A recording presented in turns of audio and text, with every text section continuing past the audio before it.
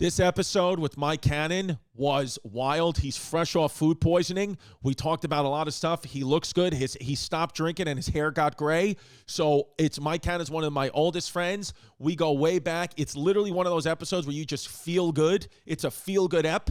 And he talks about his special, which is coming out at youtube.com/Mike Cannon Comedy on May 18th.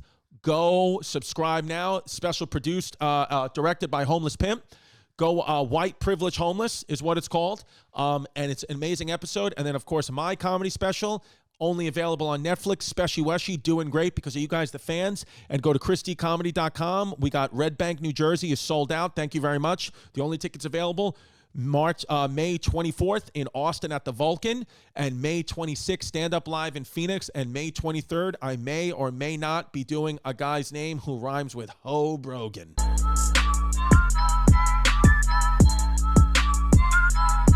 What's up, everybody? Welcome to another episode of Chrissy CHAOS. We are here. We are queer. And you know when we're queer, means one guest and one guest only. Mike Cannon, everybody. Hello, everyone. I love it. Just dressed like a Ivy League lesbian.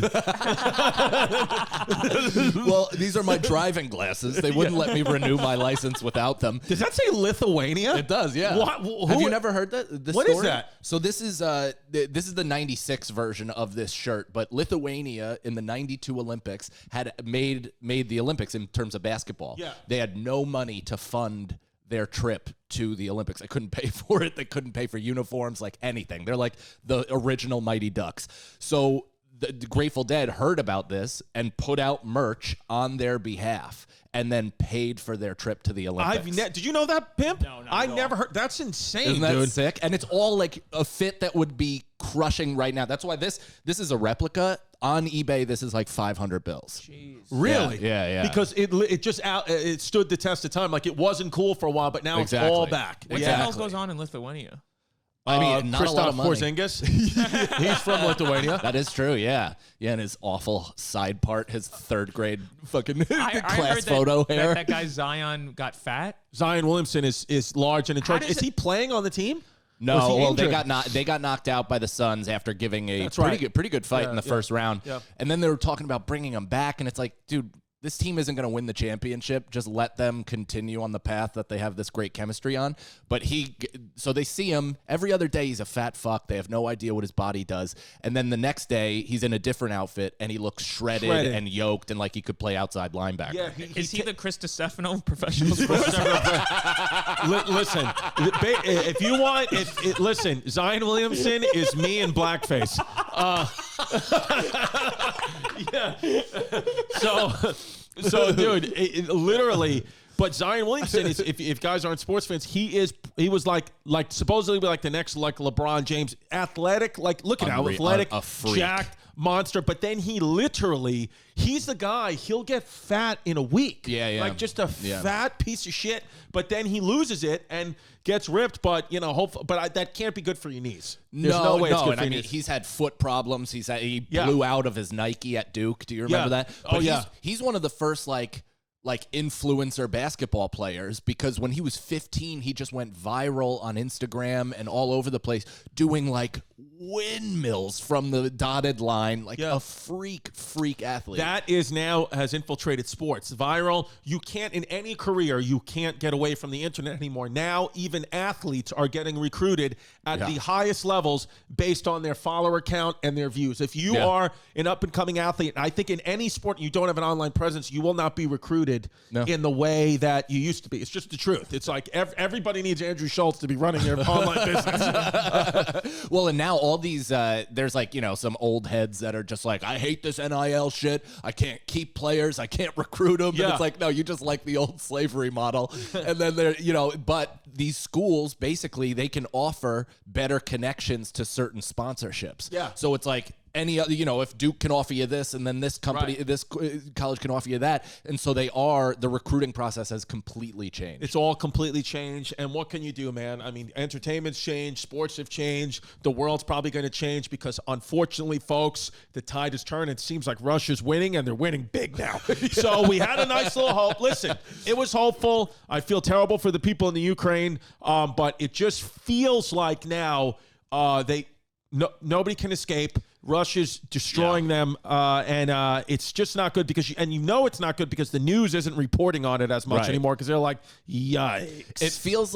It feels like Russia just hit a big 3 to put them up 12 with like a minute and a half left. And they were running. And now Vladimir Putin, the way they timed this, now he was out there like Independence Day parade yesterday looking great, even though last week, 2 weeks ago, they said he was going to go in for some surgery for cancer and he was swollen and fat. Now he's just out there. Yeah. And the Russian people are like, yeah, we can't be stopped. Do you think he took that Dr. Feelgood vitamin B super shot or whatever? Do you remember he used to give that? That's like a conspiracy / real thing that this guy used to give a super shot to Adolf Hitler. That's why he was all methed out and like get geared up for a speech and shit. Marilyn Monroe. Apparently, there were also other political leaders across the. Take it. But yeah, it was a very big thing. I think he took that, or maybe Athletic Greens promo code chaos.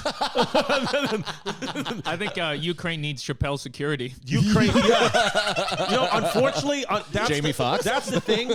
That's the thing is like, unfortunately, like Ukraine probably is out there on the front lines with the weapon that the guy who tried to storm Chappelle's, like just a fucking shit knife taped to a fucking gun that doesn't do anything. A rubber gun with a butter knife. Literally mini bayonets. V, are we ready to post? I think my favorite feedback to your special, by the way, was someone going, he's pro-Russia in the war. Yeah. And you know what? They're not wrong because guess what? And we're going to do this for Patreon. Only at patreon.com/ChristyComedy, where I am out of the box. YouTube, you got to stay in the box. Patreon.com/ChristyComedy. I am out of the box. I am going to join the front lines of Belarus. And that will only be on the Patreon. I want to see what it's all about. All these other pussies, CNN or whatever, going there standing on the Ukraine side. Well, I'm going to the Russian side. And I'm going to report live from there. And we'll see what happened. Ooh, Vinity just airdropped me something. Oh, it's your feet.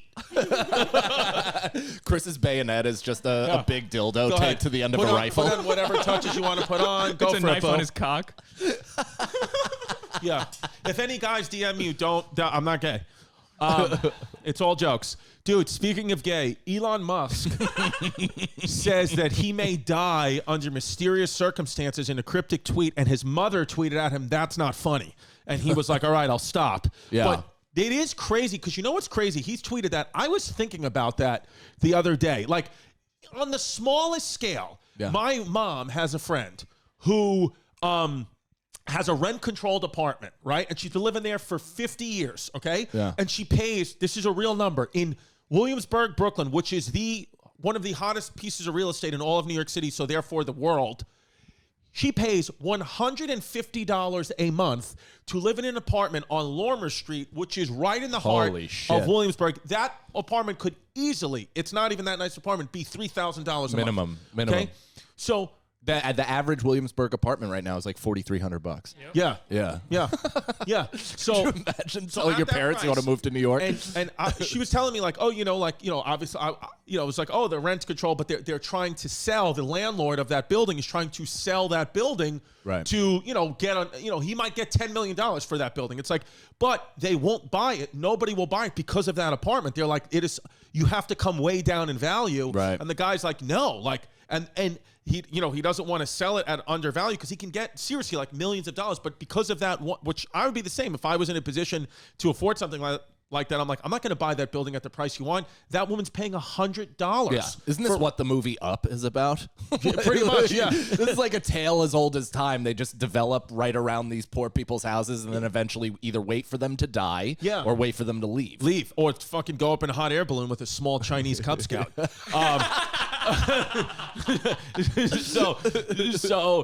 So I was thinking, like, I was telling my mom, like, if I was that woman, I would genuinely be afraid because the guy who owns this building is like just an old school Italian guy. Yeah. Like, they would like cut the brakes on your car, do something to get, because if you die, it's over. Yeah. So they're like, why can't they make poison your food or something? Like, that's what I would be thinking. I think the poisoning is the move, because cutting brakes and shit like that's like old-handed stuff before. Yeah. Does stuff like that even happen? No, Still, and she like, probably doesn't even have a car.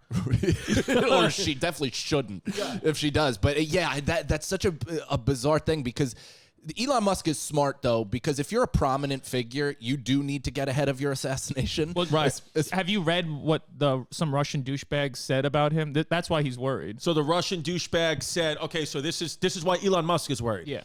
From the testimony of the captured commander of the 36th Marine Brigade of the Armed Forces of the Ukraine, my personal heroes, Colonel Dmitry Kormyankov, it turns out that the internet terminals of Elon Musk's Starlink satellite company were delivered to the militants of the Nazi Azov Battalion. Now, the Nazi Azov Battalion and the Ukrainian Marines, the Nazi Azov Battalion, I think, is the one, they're on Ukraine side, right? But I think they're the ones who are like being like... Is that their official name? Yeah, I think they're like they're the ones that Russia's Might be time for a rebrand. Yeah. The Nazi Azov Battalion, I think, is the Russians saying like they're the bad ones. Like they're like the SS of like, the Ukrainian army. They're bad. They kill people. But they're saying that this battalion, according to our information, a Starlink equipment, Elon Musk company, was sent there by the Pentagon, and thus to the Russians, Elon Musk, they're saying, is involved in supplying the fascist forces in Ukraine with military communication equipment. And for this, Elon will be held accountable like an adult, no matter how much you'll play the fool. So Russia is saying Elon Musk sent Starlink equipment to the Nazi Azov Battalion of the Ukraine, which is like Russia's main public enemy number one in the Ukraine. But he did that publicly. Like, he did that on Twitter, but just...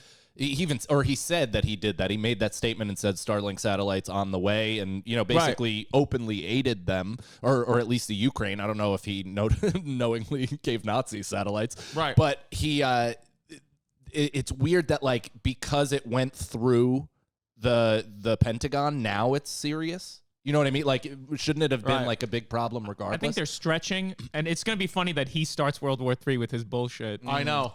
But do you think, but my thing is like, I was thinking about this with Elon Musk, like with all the, I don't want to say, I guess controversy is the right word. It's like you're messing with so many people's money and all like these Saudi princes that they don't want to sell Twitter and this and that.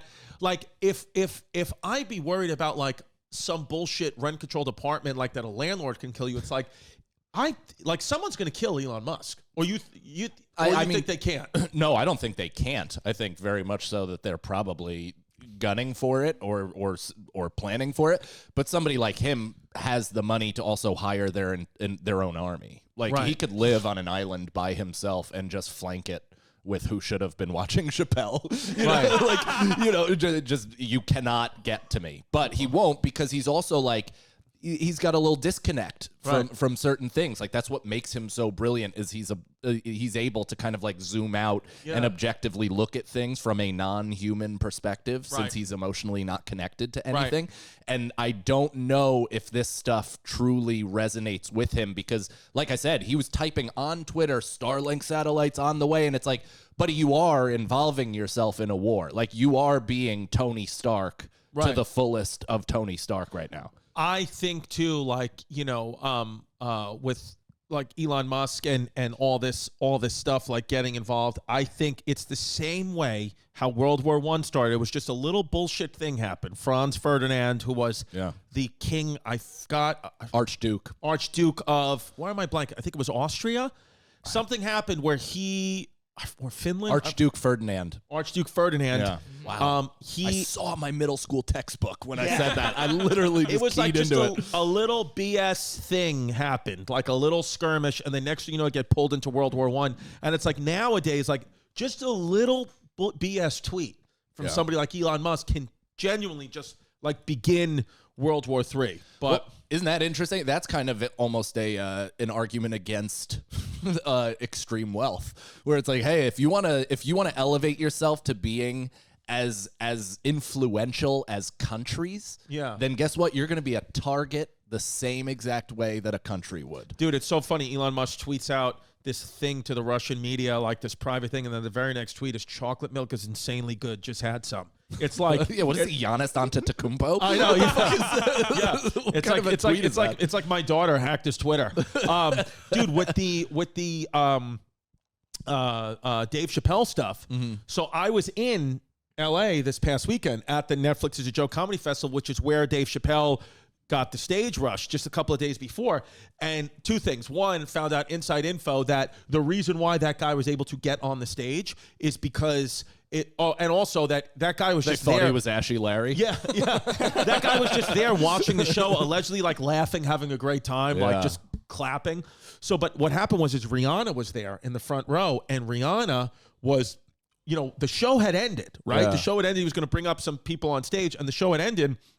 And since Rihanna was there, she has her own security, but she's pregnant, and somebody infiltrated her security somehow, and like just allegedly just wanted to go like take a picture with Rihanna's belly, which is stupid and asinine. But anyway, Rihanna went to like cover her belly, and that Dave Chappelle security guard noticed that and left his post to go defend Rihanna, and then that guy just ran up with a mini bayonet and almost killed Chappelle. Could you imagine if you fucking stabbed him? Like if that was a public execution. How did he not? I mean, he's mentally unfit. That's how. And he probably slipped on the shit that he's covered He's in. also like an open mic rapper. Oh, good for him. He's Sagalo. Yeah. He's Sag Daddy to God. Dude, I think like it's just to me, and after this, the security was through the roof in Los Angeles at every venue at this Netflix is a Joke Comedy Festival except mine. Every single person had security guards with AK-47s at all their shows. It didn't matter if my show I did at the Peppermint Club. Thanks for the people that came out. My show at the Peppermint Club the day after this was standing room. There were no seats, and there was people standing on the stage with me. There was not a security guard inside. Billy Hayes, shout out Billy Hayes, the king of cock, had to make believe he was my security guard in a Jets jersey and shorts because Netflix didn't send any security to the Peppermint Club. Do you know why, though? Because if a white guy gets murdered at their festival, it's good press. It's good press. It is seriously good press. True. Yeah. I mean, dude, Especially one that's as problematic as you. I know. Just coming out there, watch Speshy Weshy. Like, sure, we gave him a special, but we also got him killed. Dude, Speshy Weshy on, which is my comedy special out on Netflix. Dan Bognino, you know the guy Dan Bognino? He blogged about it. He was like, "This is the type of comedy Netflix needs." But he's like he's like a Fox News guy. I mean, it's great. I appreciate it. Thank you for shouting it out. But he was like, "This is what it is." Finally, somebody out there making some sense. But that's also the problem where it's like, hey man, I'm also just making jokes. Like I'm not trying to necessarily parrot your perspective. No, I'm just making jokes. So you seriously saying like, "This is what it is." It's Yeah, like that that doesn't puts help a me. serious undertone to what I'm doing. Also, like the New York Post, thank you for running our New York Post, but the headline was something like comedian battles wokeness in new special. I'm like, no, I'm not. I'm not trying to do that at all. I'm just literally telling jokes what I think are in the middle. I'm not taking a side. They really know how to turn everybody into old man shouting on his front yard. Yeah. But speaking of specials, my Cannon, May 19th. May 18th. Sorry, May 19th, my daughter's birthday. May 18th, 9 p.m. streaming. 9 p.m. at youtube.com/Mike Cannon Comedy. YouTube.com/Mike Cannon Comedy. What's the name of the special? White Privilege Homeless, shot by John Sheridan and the Homeless Pimp. Same brilliant minds behind Life Begins, which was my last one. And going up on And the same YouTube. brilliant minds behind Speshy Weshy on That's Netflix. right. That's So right. Speshy Weshy on Netflix was trending. Speshy Weshy was trending on Netflix. Let's get Mike Cannon's special trending on fucking YouTube. Please, for the love of God, I spent all my money. Yeah, he spent all his money. He literally 100% shit out of all it. his money. If you listen to the Patreon this Friday, Mike kind of makes an appearance and tells us about his food poisoning and then going on the show. Because, dude, you have Patreon, right? Yeah. What's your Patreon? Patreon.com/scenariopod. We do bonus pods and then individual content since it's all three of us. If you're not on Patreon, if you're a podcast fan and you're not going to the Patreon, you're missing probably the best parts of the show and the world. It's almost like you can't really be, it's just become a part of podcasting that's like extremely necessary. Like when I went out to the Netflix fest, everybody that came to my show was on the Patreon. So I appreciate you guys coming out and it's just like the inside jokes. I went on, we talked about this a little bit on the Patreon, but I went on Amy Schumer's show. She had Amy Schumer and Friends, and she did a thing. Amy Schumer had one, Bill Burr had one, and Pete Davidson had one. Yeah. So they all did them at this place, the Palladium. And, Amy Schumer's crowd is, probably wouldn't be necessarily huge fans of mine. Maybe they would, actually. I don't know. Yeah, they probably like your comedy, not your opinions. Yeah. So Amy Schumer and whatever. And then it was like 400, paid seat fillers that were there that are very well, like you could tell they're all dressed like in there. So nice. Like Coachella in the front row, like not in the mood to laugh. And I bombed 2 television tapings. Like I'm talking about a full zero. When it comes out, we're going to have I never do watch parties. Like Kimmel? I would say worse than Jimmy Kimmel, which was so bad they didn't even air. Holy shit. So here's the thing.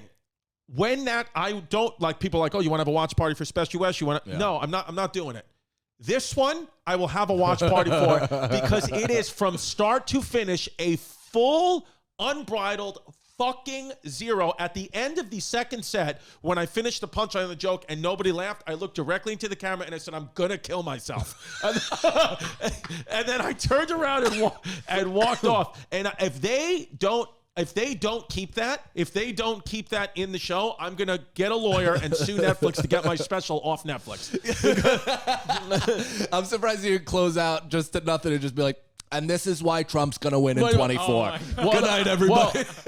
Well, I did say in the middle, like I just stopped. Well, here's, in fairness, it's mostly my fault. I hate blaming the crowd. It's a little bit their fault, but it's mostly my fault because it was a show about family and children and being a parent. And because I used all my parenting children jokes on Speshy Weshy, which just came out a week ago, I had pretty much no good stuff about parenting. So I did a joke about people thinking me saying black iced coffee is racist, and a joke about my dog dying. I was there for you. I was there with you. There with me, Cincinnati. Yeah. So that's what I did 2 bits on, which couldn't be less about parenting and family. So the audience must have just been like, who is this guy? They probably thought I was the warm-up act. Right. Even though Pete Lee was the warm-up act and absolutely fucking annihilated. He should have been on the taping and I should have been fucking warming up. Just give him your life story. All right, BetterHelp. I love it. This podcast is sponsored by BetterHelp. You know me, baby. It's all about mental health. A lot of people are burning out. The world is kind of reopened. It's a different landscape. A lot of us need mental health help, and it sneaks up on you. And BetterHelp has helped me because, I used to go in person to a therapist, and that guy would wear sandals, and it would just piss me off because he had yellow toenails and his feet looked gross, and it would take me out of it. But now your therapist can be wearing sandals, and you won't see it because it's all on Zoom. It's all online, and it's discreet. My family doesn't even know that I'm on BetterHelp. They don't know. They just think I'm in the bathroom taking a shit, but I'm really on BetterHelp. Talking to my therapist. My therapist said it was okay to go live from the toilet. Whatever helps me. That's what my therapist said. These people are professionals. And it literally, there's a lot of times you can, feel not motivated, have no energy, all that stuff for signs of burnout. Now, BetterHelp is customized online therapy that offers video, phone, and even live chat sessions with your therapist, so you don't have to see anyone on camera if you don't want to. It's much more affordable than in-person therapy, and let me tell you something, yes, it is. And you can be matched up with a therapist in under 48 hours, man. Chrissy CHAOS listeners get 10% off their first month at BetterHelp.com/chaos. That's BetterHelp, HELP.com/chaos. Try it. I love it. Everyone needs to get their mental health in order and just do it, baby. I'm not wearing any underwear.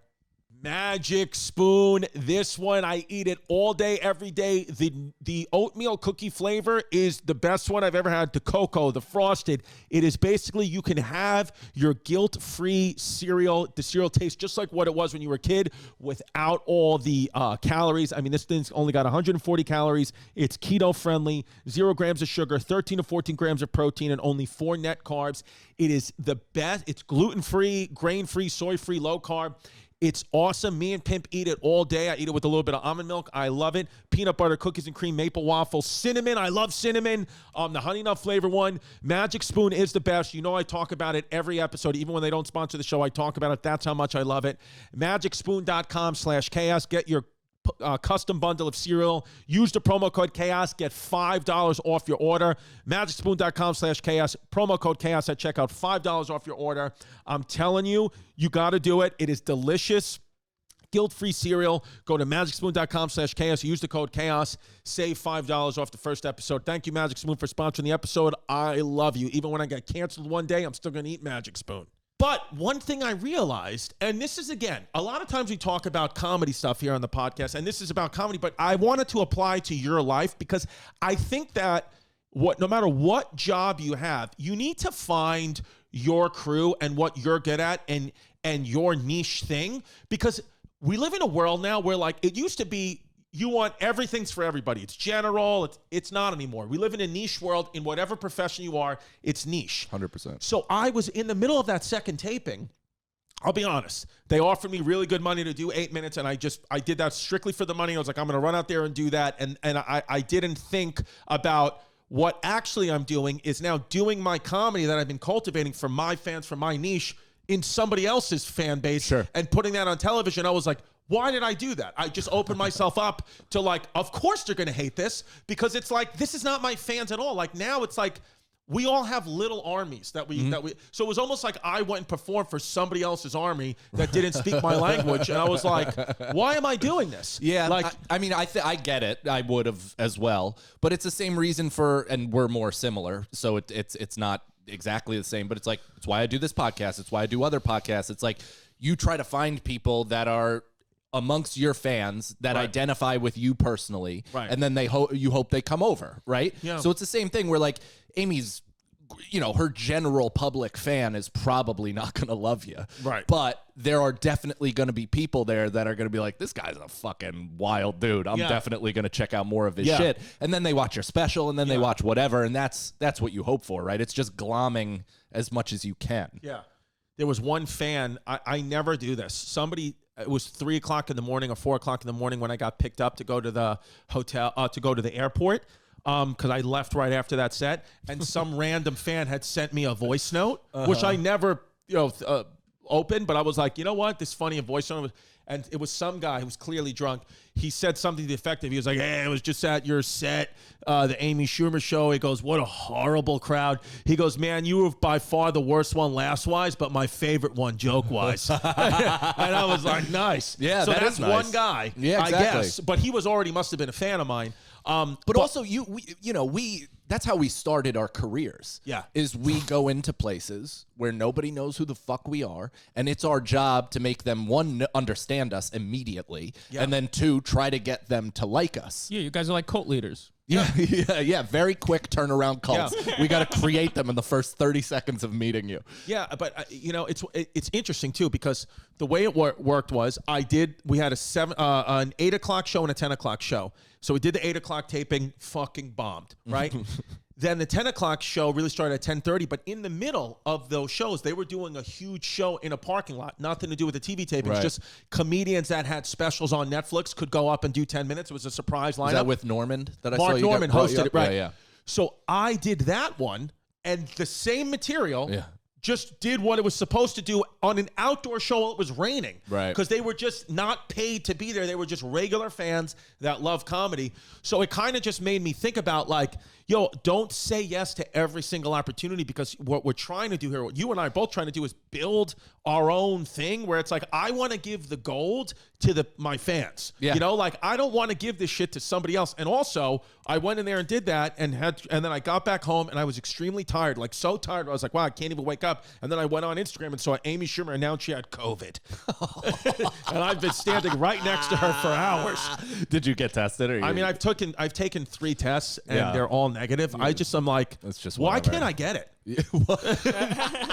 Have you never had it? 0 times. Yeah, I don't know if I have. I assume I have, because both Nicole and my son But you never got a confirmed positive. Never got a confirmed positive ever. Yeah, dude. You know, Dan Soder, the great Dan Soder, who we're going to have on the show very soon, went to Canada to do shows and then had to get a COVID test at the airport and failed and had to sit in an airport hotel for 5 days. Yeah. He just got back to the United States like 2 days ago. Dude, Canada is like our Australia. Like, Australia is like gotcha. Like Canada, what the fuck are you doing? Yeah. Like, who cares if you have COVID anymore? You know that happened? Well, it's us. So it's us that won't let you back in. It's not them. Oh, it's So okay. us. So we can go right into Canada, no problem. I mean, I don't know what their rules are. They may have you take a test, but we had to do that coming from Aruba back to here, Wait, which that happened to Bobby Kelly, and he had to leave his wife and son in Aruba because he had gigs and a bunch of obligations, and he had to just be like, well, you guys tested positive, so sorry, here's an awesome Airbnb. Enjoy the beach, I guess, and I'm fucking out of here. That's amazing. Yeah. There's not a My wife chance. would leave me. Yeah, I was going to say there's not a chance in hell Jasmine would let me leave Puerto Rico with them behind. No fucking way. Because she'd be like, I know what you're going to do. You immediately go to your house and just have sex in every room with random fucking dudes. And I'd be like, no, I'm not. I literally, if I came home, if that happened to me and Jasmine and the kids, Vinny and the kids were in Puerto Rico without me, first of all, I wouldn't even come to this house because I'd be scared to walk into it with no lights on because I would think there's ghosts and murderers in every room. I'd go right to my mother's house and sleep in my childhood bedroom until my family got home and I could enter my house safely because I know the spirits were gone, and if anyone was going to get murdered, it would be Jasmine, not me, because I have a career. Isn't that funny? Nicole always says that too. It's like when she's away or whatever, she's like, I'm gonna come home. The counters are gonna be covered in Coke. There's gonna be beers everywhere, and I'm like, all you're gonna be finding is blunt guts, sweet wrappers, and dirty tissues. Yeah, that is literally literally, you're gonna find doing. all you'll literally find me. You would find me dead on the couch with Domino's pizza crust on my chin, and me watching Wild Babies on Netflix, which is a show about animal babies. It's called Wild Babies. I know, Dude, the show is fantastic. I was like, I want to have like a family movie night, and everyone was like, Delilah wanted to watch, Delilah, you know what show she's been watching? And I'm like, is this Fuckboi okay? Island? No, Vampire Diaries. Fuckboi Island, hosted by good friend of the show, Nikki Glazer. Yeah. Vampire Diaries. She's watching that show, Vampire Diaries. I'm like, show is just that? watch fucking Euphoria then. Oh, Sydney Sweeney, shout out! God, Shout out Sydney she's Sweeney, the best. Listen, you know how the show works. If you go to patreon.com/Christy Comedy, that's how you get a part of the show. That's where the fun begins. That's where we're out of the box, and that's where you can ask questions that get on this show. And we can ask questions to the guests. You can ask them to me. So we got a couple of questions lined up here. That are, and I don't mind that these are specifically for me because nobody knows me better than Mike Cannon. He literally. Should I answer them from the perspective of Chris or from the perspective? Yeah, why don't we me? do this? I'll read out the questions and you answer them on what you think the answer is. Yeah. So first one, the Patreon name, great name, Whitney Cummings cheek filler.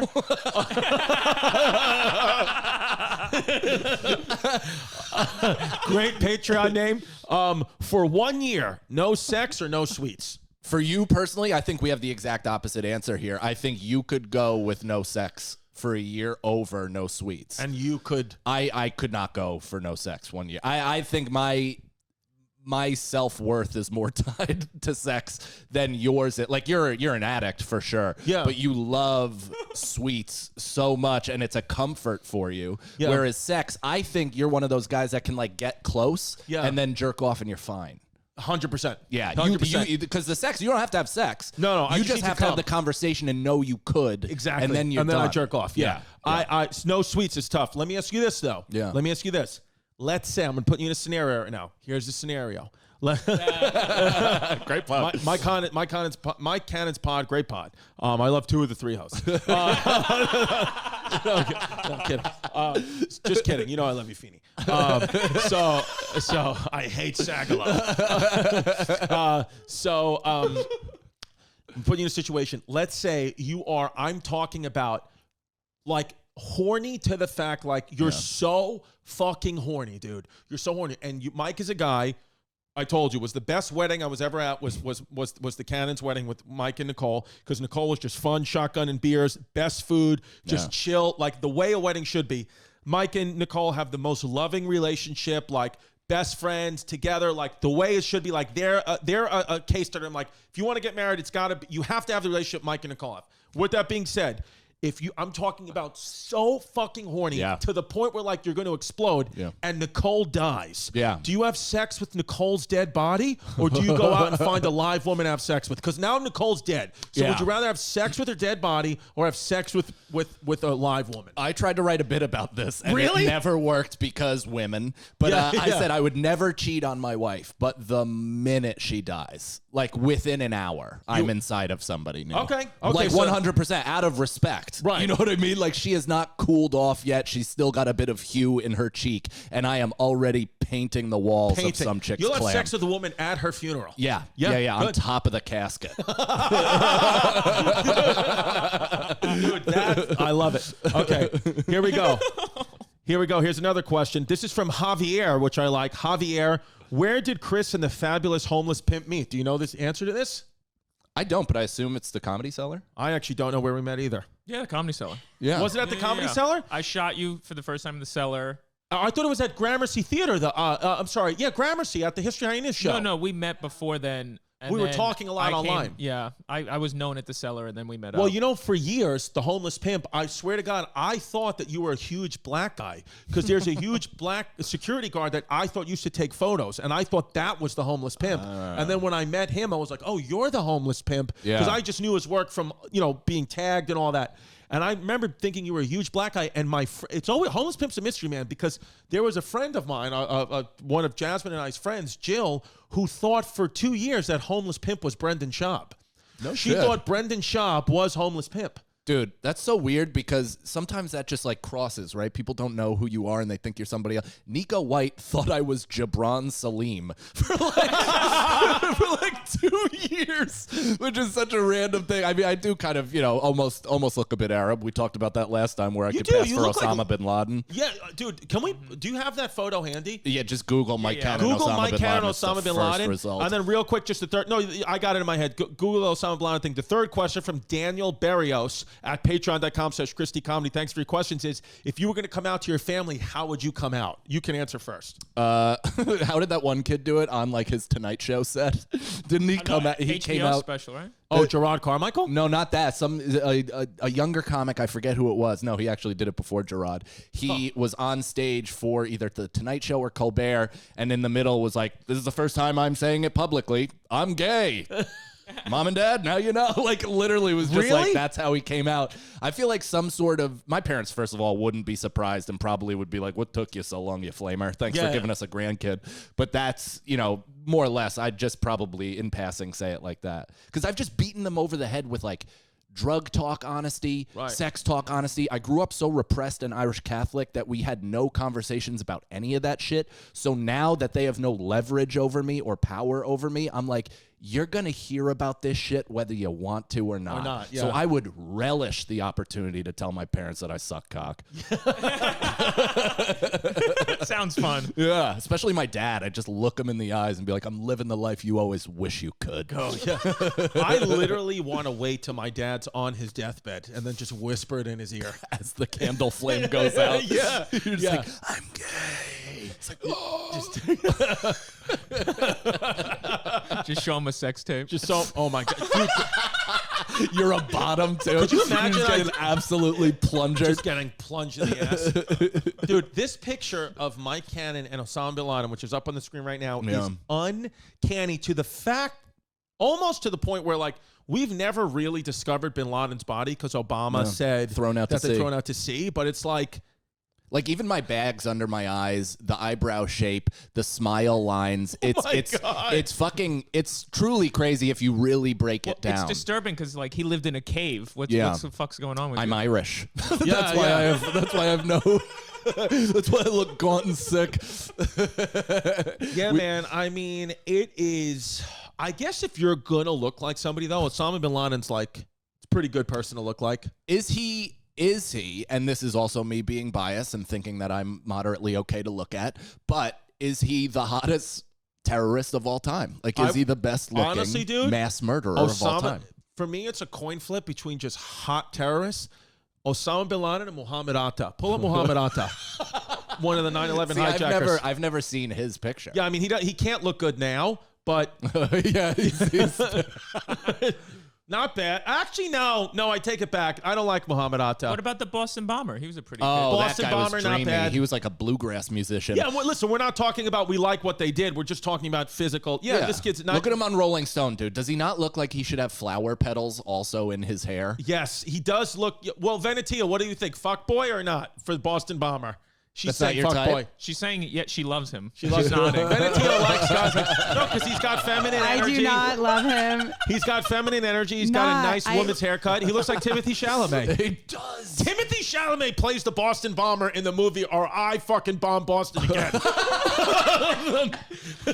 I think whoever put him on the Rolling Stone cover should be canceled. Yeah, Why is he on the? Why do we glorify? It's the same discussion we have with comedians or whatever. I don't want to talk about cancel culture, but it's just like the same things are. Some things are okay, some things aren't. Like you can't do a joke or say this, but you can put him on the Rolling Stone cover. You could put the Dictator's Playbook on Netflix, but Chappelle can't say trans stuff. It's like, what's okay? How come we can have AK-47s on like Channel 2? Yeah, but you can't say you can't say you got to say poo poo. I remember shit in your mouth. Bitch. I remember there being a backlash. But it's probably because people, and this is, this is the danger of homeless pimp becoming more prominent on camera. But if you're behind the lens, then you're kind of safe because people don't know what you look like. They don't really know your name. It's totally fine. Homeless pimp has now ascended past that and is ripe for cancellation. Let's go, yeah. Yeah, but this photographer, I guarantee, is still working. Oh, yeah. Right? Or not even photographer, because I'm sure it was a self-shot. Yeah, who took the shot? I don't know. I don't know, but whoever placed this picture like that in this way, it's truly fucking weird. They put ads on it. I know. They put fucking ads on it. What's his name? Zahokar Sharnishev? Yeah. Nobody even knows his name. It's just the Kurt Metzger is the best bit about them being like, I didn't know dinosaurs were bombing Boston. Yeah, we'll see. I mean, fuck that kid. But... Dude, is he still alive? Is he in prison? I think he's alive? in prison. His brother got killed. Yeah, that's right. Yeah. His brother was the mastermind that went over to Syria or wherever, got radicalized. There was a whole Vice documentary. Dude, could you about imagine being 21 years old and being in prison for the rest of your life? No. I mean, I don't know how you don't kill yourself. Yeah, what's the point of living? Like, seriously, I don't understand why. You have no choice, right? No, but I think here's what I think. If I was Jeffrey Epstein got out. Yeah. Lucky. If I was, he is. If I was like the prime, the head guy, if I was like the king, if I was the sultan of this great nation, I would. If you get life in prison, and you're under 25 years old and you get life in prison, I will give you the option. To you. We can lethal injection you right now. Right. I'll give you the option. Painless. Oh. You can die, so we don't have to spend. I don't have to spend millions of dollars keeping you alive. For no reason, for literally no reason whatsoever. But you also generate money. By being in the system, you're generating money for the privatized prison. So that's why... Yeah, he makes license plates and stuff. Yeah, that's why... I mean, it's slave labor. They'll make you a quilt or whatever. Yeah. But, that's almost an interesting idea where it's like a player option. Yeah. It's like, hey, if you want the death penalty, this is basically the most humane way that we can do this by making it dealer's choice. I don't think you should let them get the punchline out. Let's shoot him to Mars. Let's build infrastructure for us. Or why not give any inmate? Why not give any inmate who's got a sentence of more than 15 years? Why not give any of them? Just give them the choice. If they want to kill themselves, give them a gun. Put them in a panic room, where they can't get out. And if you want to blow your head off, you do it. This way, I'm not doing it. Because there's a lot of, especially being the executioner, being the guy who administers the lethal injection, technically you murdered someone. For sure. So it's I didn't commit the crime. You're the one that did all this bad stuff. So why not just give the inmates a chance to kill themselves if they commit these dangerous crimes? Oh my God. First of all, unreal question on the spot. What does an executioner make per year? This is what it's a beginner executioner is raking in $29K a year, so they're bartending on weekends. Yes, while murdering people during the day. The top tier can make up to $96,000 a year. These executioners are making more than your fucking dad right now. Just sitting there lighting people up with fucking cyanide into their veins. Wow! Don't you kill one a year? Well, that's what's interesting. So do they come in, are they a specialist? Do they just come in once or twice a year, and that's their job, and then they don't work? So they work 2 out of 365 days a year. That's all you have to do is literally... Where do you go to school? Dude, it's Zip Recruiter.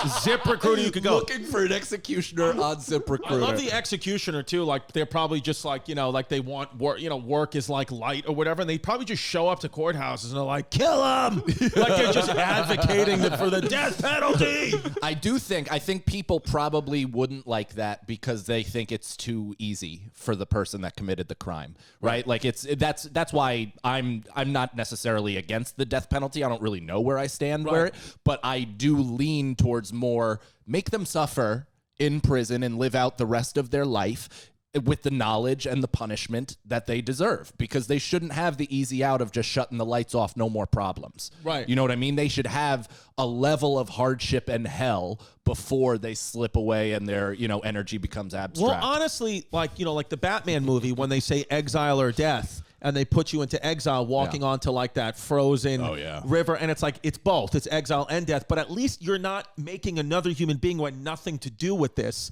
murder someone. So we could do exile or death for every inmate and just throw them in Antarctica. And then you're exile. You're not, I didn't kill you. But then you're attacking the middle class. These executioners need to live. Yeah, now we're taking away jobs. That's a good point. It says here that some prisoners actually are offered that job. Oh, prisoner. See, that's a great idea then. Have a murderer kill another murderer. So this way you don't put innocent blood. I mean, how hard is it? You inject fucking something into a guy's wrist or you shoot him. Right. There's no way. Do they even have the electric chair? Now, not anymore. Well, in most places, not anymore. But let me ask you this. Is that similar to like teaching math to your inmates, where that might knock off a couple months or a year for you? If you become an executioner, does that help the system to the point where they let Jerry you? If he would have done it. Oh, wow. We should ask TT. Is she about here? this. Is TT Jerry? If TT Jerry comes in, if we see her here, because TT Jerry, she's normally comes at 10 a.m. We told her to come at 1 p.m. because or earlier, because me and Jazz are going to the movies tonight to see that movie, The Northman. Oh, nice. Yeah. He's fucking insane. But it got shit reviews, but I don't give a fuck. Dude. Yeah, what is that? Alexander Skars? Yeah, Alexander Skars. The Boston bomber. Dude, I haven't seen white abs like that since Charlie Hunnam in Green Street Hooligans. Yeah, dude. Jesus. Which, by the way, he has like his body. Do you know Charlie Hunnam? Of course. Have you seen Green Street Hooligans? Oh yeah. It's what do you one think of Jasmine fucking thinks about when she's having sex with Sean the contractor? Dude, that movie makes me want to drink 4 million beers and fist fight everybody. Everyone, dude. Everybody. Yeah, shirtless. Look at that. I mean, look at his fucking body. What do we think of that, V? Yes or no? Yes or yes? I love that you have that memorized. V doesn't love him. V doesn't love him. You what? She doesn't care. I don't care for your taste in men. V doesn't care. V's not into. So because we've talked about this before. Yeah. And Venetia has agreed with us.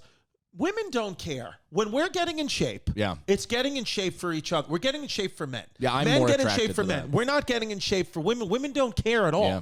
You can't be you can't have full tits. No. But you can't literally, like, who cares if you're ripped or not? Is it the type of woman, though? Because I like think every woman. It could be a type. I mean, if I hear a guy, the other day I heard someone saying like, yo, I need a bulk up. I do this when I bulk up. I literally am like, I don't fucking care. I just don't care. I mean, that's similar to me when I hear like women talk about what label they're wearing or who they, all I that don't shit. care And then I'm about like, that shit we'd either. never be friends and I could never have sex with you.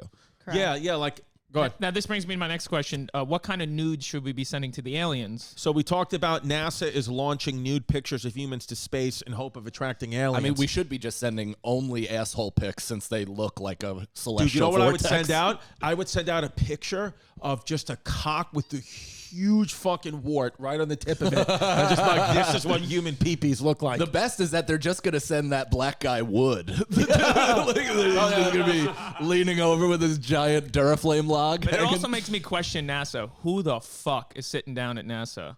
Yeah, like what? Incels. How could it attract? Why would that Former Nazis.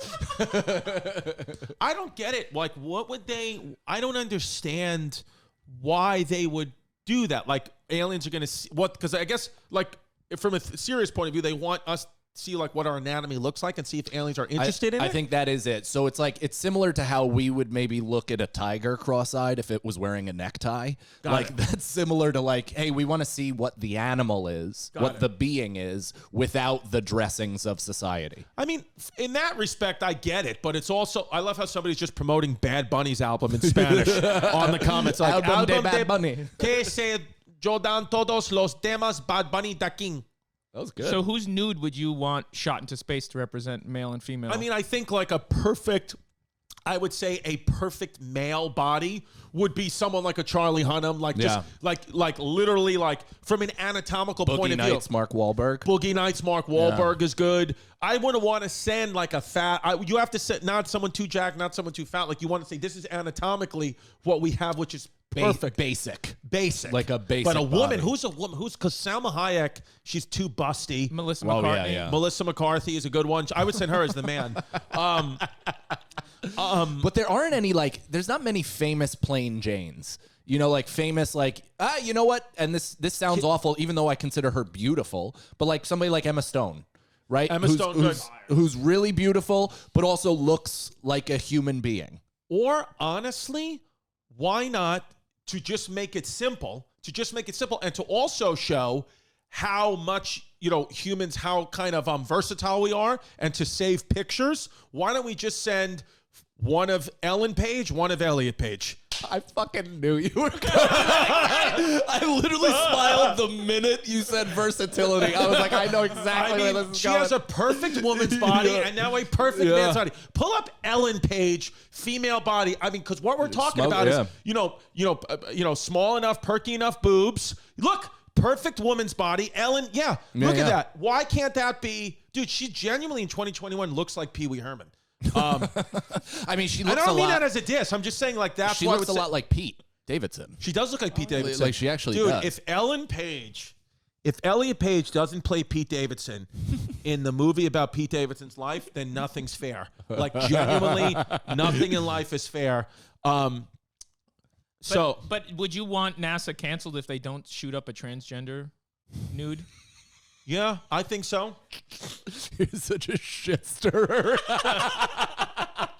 What I want to know is NASA is I know we're sending nude pictures up and this and that.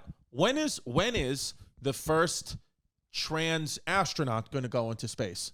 Has there not been one? No, I don't think there has been one. There have been monkeys, but not they trans said they have to people? design a certain type of suit. They don't have the technology for it yet. We got to get TT to be the first. Could you imagine shooting TT into space? I think we could shoot TT Jerry into space with no equipment on and she'd survive. She'd breathe perfectly fine. I think in that meeting you have with Sony, we pitched TT in the Alien reboot. Yeah. TT destroying a race of aliens. Dude, how about this? You ready for this? So I did Howie Mandel's podcast last week. He's coming to New York this week to meet with me because he wants to write a show about my life with TT Jerry.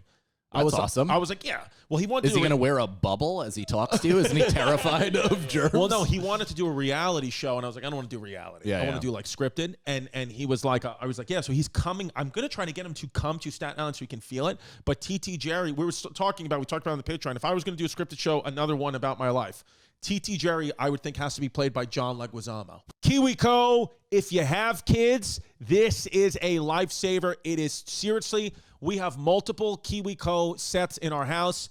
Like I said, my stepson made headphones that he uses. Delilah made this awesome little boat. They make baby animals. KiwiCo, it's literally, as a parent, a lot of times it's very easy for us as parents to just let our kids go on a laptop or an iPad, and that's obviously not good. What KiwiCo does is gives them a project that you can do with them or they can do on their own. Just follow the instructions and they can make something constructive and meaningful, and it takes up usually a lot of time. It is basically science and art projects that you get sent every month. You just sign up for the service and they send them every month, and it's like awesome, dude. I mean, when the box arrives, when the KiwiCo box arrives, my kids go crazy. It helps them with being innovative. It helps them with being creative thinkers. It gave my daughter so much confidence that she could build something. Now she feels like she can build anything. She was out trying to build the gazebo the other day. I was like, babe, no. Only stay with KiwiCo. And it does the legwork for you so you can spend quality time tackling projects together. It's something that I've bonded with my kids over. And you know me, I don't know how to build anything. KiwiCo even gives me confidence because I'm a grown man that can barely use a hammer, but KiwiCo helps me. And you get a good discount. If you can get 30% off your first month plus free shipping on any crate line with the code CHAOS at KiwiCo.com. That's KIWICO.com. Promo code CHAOS, 30% off your first month. KiwiCo.com, promo code CHAOS. I'm telling you, if you have kids, if you don't have kids, these projects are amazing. They've been a lifesaver. I'm Chrissy KiwiCo, baby. I love it. Pair Eyewear, PAIR. It's awesome eyewear. They sent me some. I love it. You can share the different ways you define who you are as a person. You can look like a crafting whiz, karaoke slayer, the cool ant, pair eyewear. Literally, it changes the look of your glasses. A lot of times people wear glasses and they're just like, don't think about it. Like, oh, I just need this to see, or I want this to look cool. Well, Pair comes in and says, you know what, babe? You're literally, why don't you make your frames work for you? Their base frame and magnetic top frame combination makes it easy to switch up your style. So if you're in different moods, a lot of us are out there bipolar. A lot of us got different personalities for different days, and you can match your glasses now to your face of how you're feeling that day. Their base frame start at just $60, including the prescription lenses, which is a hell of a deal. And then they have hundreds of top frame designs to match whichever base frame you choose. Every frame comes in 6 different colorways, including classic black to the remix blue tortoise, which is what I feel like right now, blue tortoise.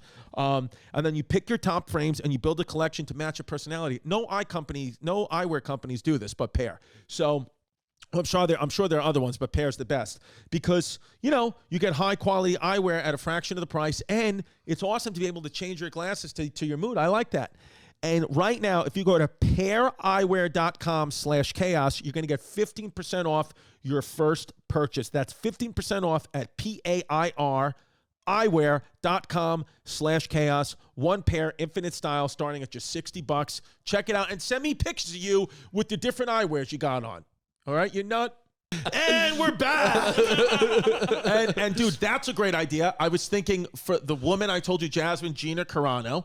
I was thinking that's a good idea. For Liz, Jasmine's mom, Rosie Perez. Yeah. Right? Yeah. And then you'll play a best friend. You could play a fucking one of my best friends who's transitioning. Done. Oh, perfect. Literally, if I have a friend on estrogen therapy, it's Mike Cannon. Yeah.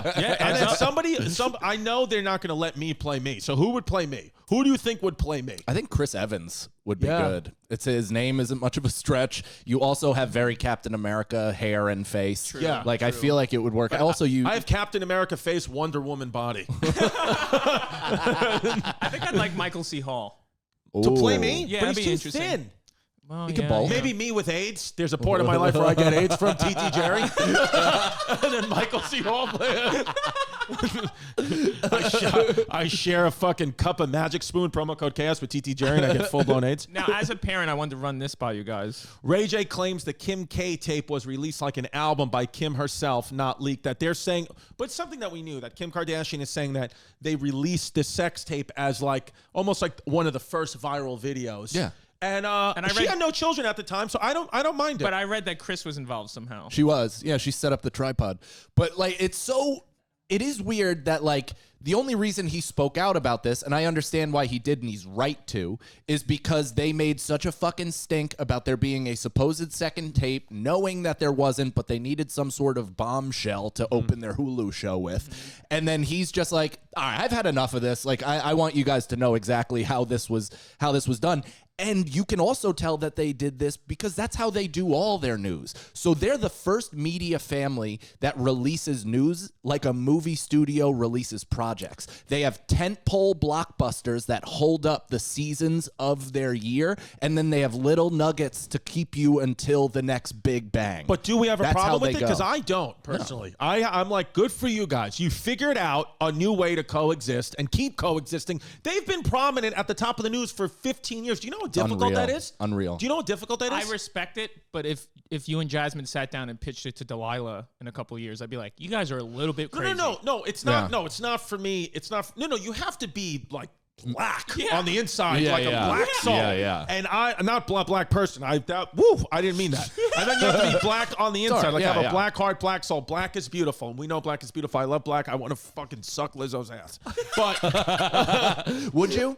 Yes. Yeah, no, I would I'm too. actually, I would no, too. for real. And I'm not saying actually because I'm one of many people thinking this. I think Lizzo's highly attractive. Yeah, me too. She's I got a really think pretty Lizzo's face. hot. I don't think I'd show her a good time. Like I think I'm too meek of a man to fully reach. She's not interested in me. No. I would not be her type at all. But I do personally think Lizzo's very hot. Yeah, me too. But yeah, I think that, you know, the thing is like, you know, haters will hate on this, and I get the hate, I get it, but it's one of those things where in her line of work, in the Kardashians' line of work, which is reality stars, nobody does it better than them.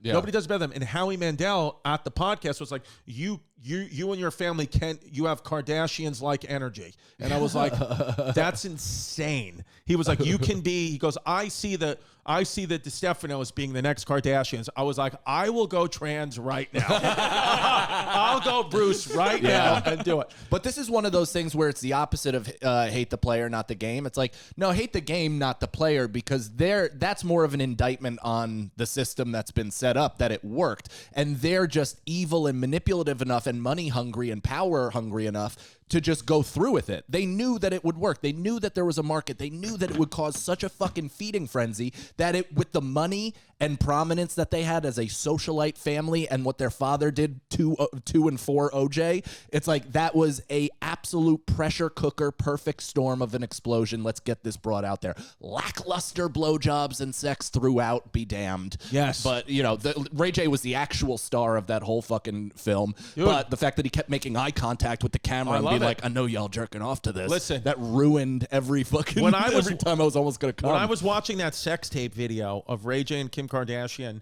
whatever, 15 years ago when I first came out, I was watching it. I was looking at Rayjay and I said, this guy's going to have a headphone company one day. Shout out Raycon earbuds. Love them. Promo code chaos. His cock dog legs like a golf hole. Like, it's insane, too. He has, like, have you seen recently? I haven't rewatched in a There couple is of a years. thing where Where he, like... can you even see it? Is it on UGs or YouPorn it's on or porn. anything? It's everywhere. It's XNXX. everywhere. But he, like, pulls out, and he's Asking just... for a friend. He's just tip in, and you see it, and it looks like an arm like this. Like, it bends like this, and he's, like... punching her vagina. Let me ask you this. Dick. Honest, I'm being dead serious, honest question. I'm being honest question. Yeah. You have a chance. I'm just serious. You can only go down, you can only give oral sex to one of them. And it's just a once in a lifetime opportunity to do this. Would you go down on Rayjay or Brandy? I think I'm attracted to Brandy. I bet she still has a pretty preserved vagina considering she's been out of the business for a while. Would you go down on Rayjay or Missy Elliott? That's a great question. Thank you. Yeah, I think Rayjay. I think Still Rayjay Rayjay. out of sheer respect and the residue of the good-looking vaginas that he's been inside. So it's not that gay because it's caked in good pussy. I'd go down on his cock and be like, I'm just here looking for Kim. Imagine that's his curse. Anyone who fucks him, it gets everything they want, but he'll never get anything. Oh, he's Good Luck Chuck. Isn't that like Good Luck Chuck? Isn't that like that movie with Dane Cook? Dude, I mean, the thing is too, like what the things that dominate like the news lately is like what, I don't know. How do you feel about the media? Do you watch it or you don't watch it? I'm in and out. I'm similar to you, where it's like my life is all consuming with the kids, with my kid, with my wife, with my career. Yeah. I check in and I read stuff to remain relevant and like learn references and stuff that I can mention on stage and stuff like that.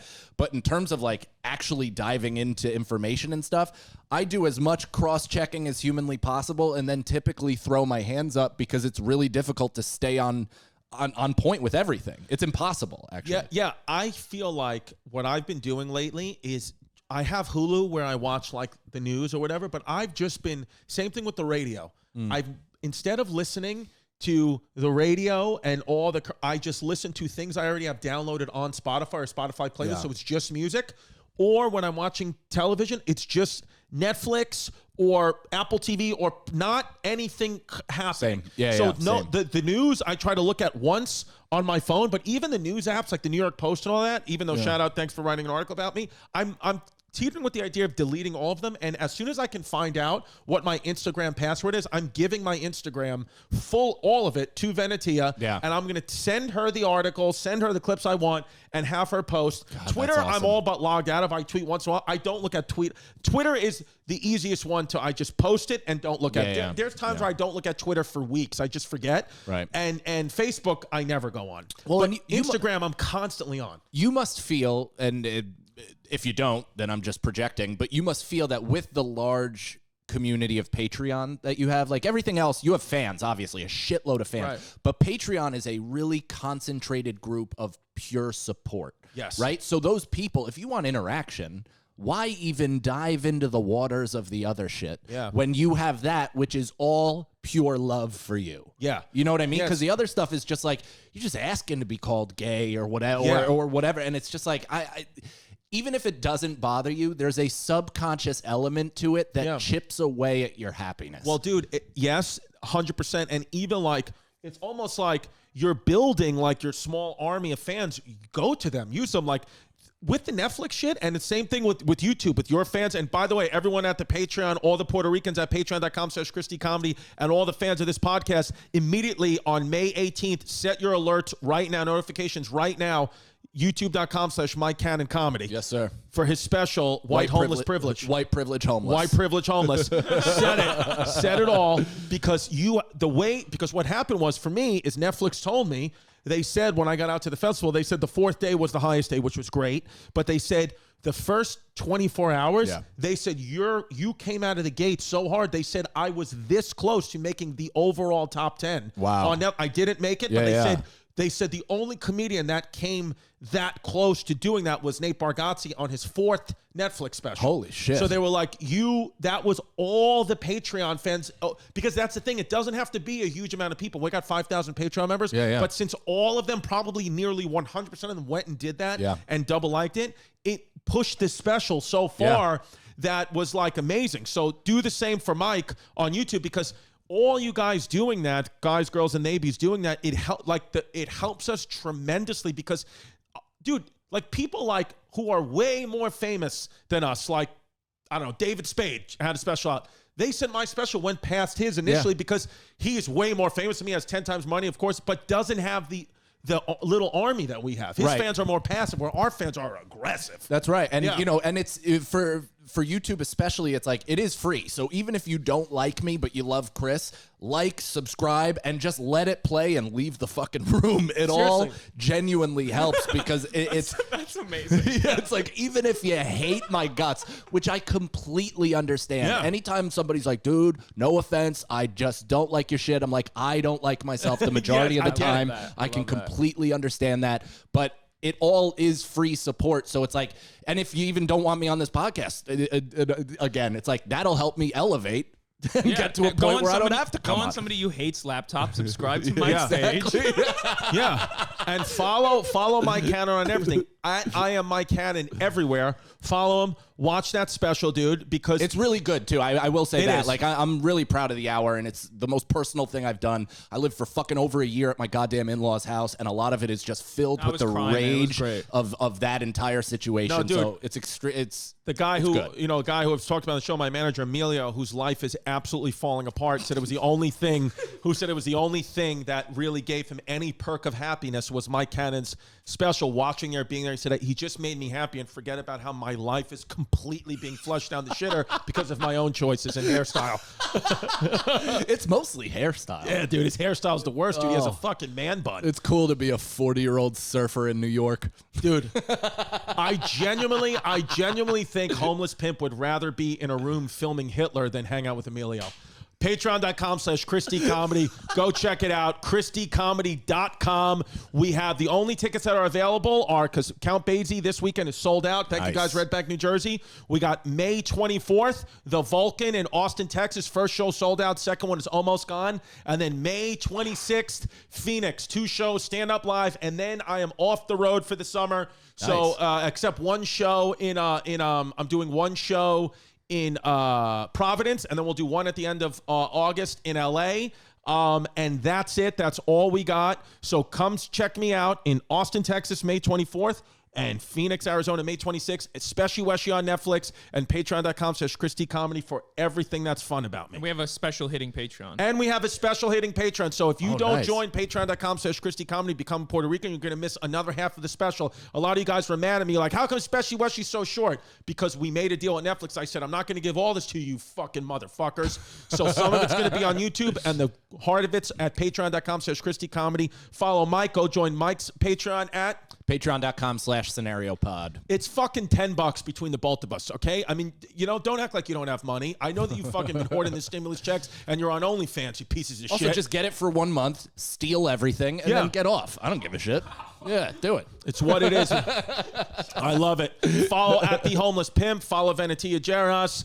We got a whole bunch of stuff going on. Pimp's got to go eat a salad. I got to go take a shit. And Mike Cannon's got to go blow a guy.